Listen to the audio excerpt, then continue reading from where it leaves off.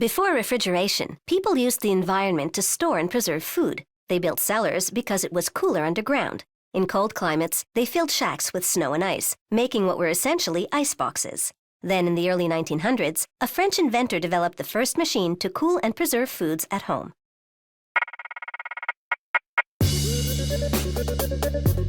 The modern refrigerator comes in countless styles, sizes, and colors. Manufacturing begins with coiled sheets of steel. Just one of these coils produces hundreds of fridge exteriors. The interiors are made from rust-resistant aluminum lined with an acrylic shell. A shearing machine slices the steel into pieces for the exterior top, back, and sides. Then each one goes into a computerized punch press to receive holes for running various wires.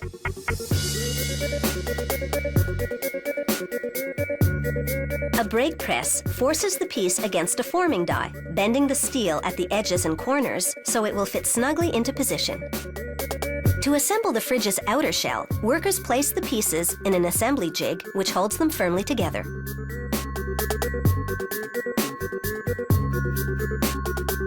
Now for the fridge's interior. A vacuum forming machine heats a sheet of plastic and shapes it against an aluminum mold. Then a router carves off all the excess plastic. The freezer half of the refrigerator slides perfectly into the metal outer shell, and the fridge side follows. Copper tubes filled with heated gas are laid along the outer edge where the door contacts the fridge. The gas prevents moisture buildup. They add the pre-cut face frame of the fridge. Then they inject foam into the cavity between the interior and exterior shells. This foam not only insulates the refrigerator, but gives it structural rigidity as well. This evaporator plays a key role in keeping things cool.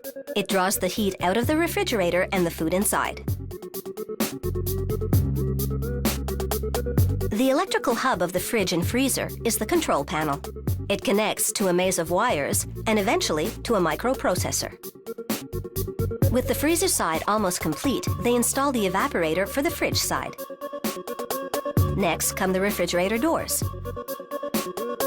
Two compressors pump fluid and gas through the various tubes inside.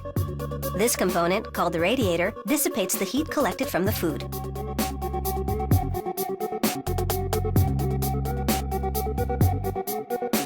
They attach the expansion valves. These allow the pressurized liquid coolant to expand into a cold gas that runs through the tubes in the fridge, absorbing its heat.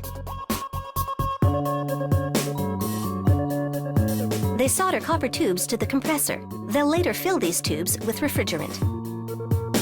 Temporary quick connect valves allow the system to be charged with inert gas to check for any leaks.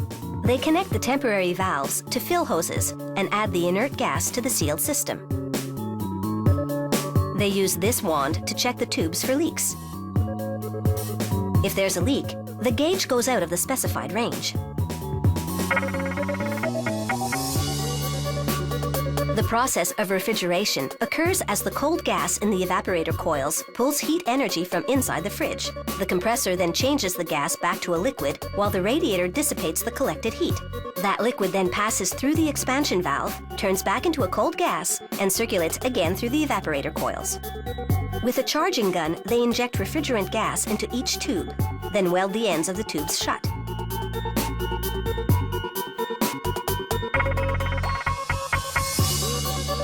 Now for the finishing touches, starting with the refrigerator handles. Drawers for fruits and vegetables slide right in. So do the rest of the pre-made shelves and compartments.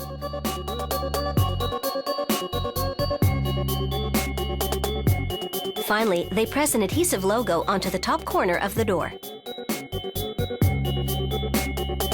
Built-in, standalone, double door, or traditional, the refrigerator keeps our food just the way we like it.